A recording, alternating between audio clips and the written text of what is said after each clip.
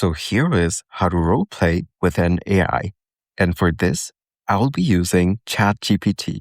So go over to chatgpt.com. Once you're in the website, you can go to the left panel and click on New Chat on the top left in order to start a new conversation. Here, you can also select a different model of ChatGPT using the drop-down on the top. Now, in the prompt box, just instruct it to roleplay with whatever character that you want. Then just press Enter or click on the Run button.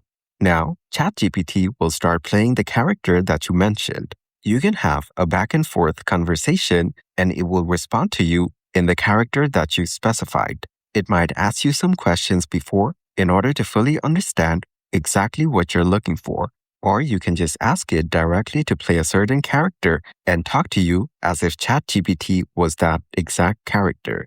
And that's it. That is how to roleplay with an AI.